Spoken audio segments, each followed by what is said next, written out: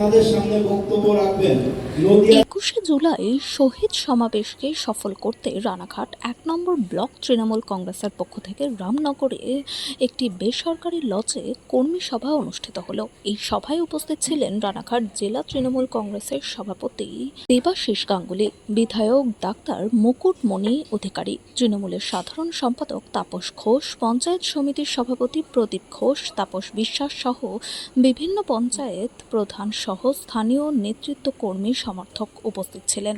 21শে জুলাই শহীদ সমাবেশকে সামনে রেখে তৃণমূল কংগ্রেসকে আরও বেশি করে শক্তিশালী ও 21শে জুলাই সমাবেশকে সফল করার জন্য কর্মী স্থানীয় নেতৃত্বদের উজ্জীবিত করা হয়। কলকাতার মহা সমাবেশে রানাঘাট শহর তার পার্শ্ববর্তী অঞ্চল থেকে কর্মী সমর্থকদের অংশগ্রহণ বেশি করে যোগদান করার আহ্বান জানানো হয়। এবং সভার সভাপতি আমাদের রানাঘাট ১ নম্বর ব্লক তৃণমূল কংগ্রেসের সভাপতি সম্মানীয় তাপস বিশ্বাস মহাশয়, সভায় উপস্থিত আছেন আমাদের দীর্ঘদিন জেলার বাম বিরোধী আন্দোলনের অন্যতম মুখ,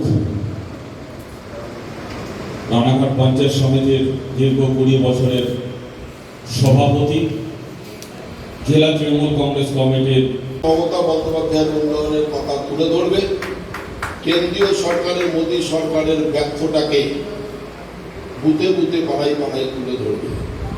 এমন করবেন না ওই মানুষটা আমার, পলিটিক্সে কেউ আমার কেউ ওর, এটা ভাববেন না। আমরা সবাই একজনেরই কর্মী, তার নাম মমতা বন্দ্যোপাধ্যায় এবং সেই দলের সেনাপতি অভিষেক বন্দ্যোপাধ্যায়, তার বাইরে কিন্তু আর কিচ্ছু নেতা। আজ আশতলার এই পবিত্র ভূমিতে, যেখানে আমরা লোকসভাতে এবং বিধানসভাতেও মহাদির নেতৃত্বে আমরা এখানে জেলা সভাপতির নেতৃত্বে আমরা এখানে সভা করেছিলাম, সাংগঠনিক সভা। সেই হলে আমাদের সাংগঠনিক জেলার সাধারণ সম্পাদক লক্ষণদা থেকে শুরু করে উপস্থিত আছে আমাদের মধ্যে আমার জেলা পরিষদের সহকর্মী সদস্য পূর্ণিমাদি থেকে শুরু করে আমার পঞ্চায়েত সমিতির সভাপতি প্রদীপ ঘোষ মহাশয় উপস্থিত আছে, আমার ১ নম্বর ব্লকের সভাপতি তাপস বিশ্বাস উপস্থিত আছে, আমাদের ১ নম্বর ব্লকের সহসভাপতি কিশোর বিশ্বাস উপস্থিত আছে, আমাদের প্রত্যেকটা অঞ্চলের প্রধান উপস্থিত আছে, আমার পঞ্চায়েত সমিতির। আগামী ২১শে জুলাই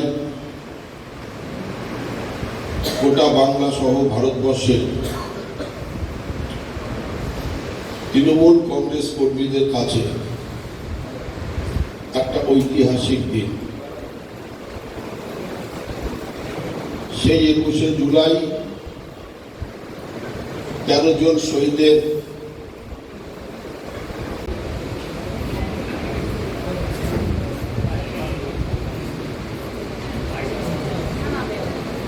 জানকী কান্ত দাস বরণ করে নিচ্ছে আমাদের রানাঘাট সাংগঠনিক জেলা তৃণমূল যুব কংগ্রেসের নবনির্বাচিত সভাপতি সম্মানীয় মুকুটমণি অধিকারী মহাশয়কে উত্তরী এবং পুষ্পস্তবকের মাধ্যমে তাকে বরণ করে নেওয়া হচ্ছে।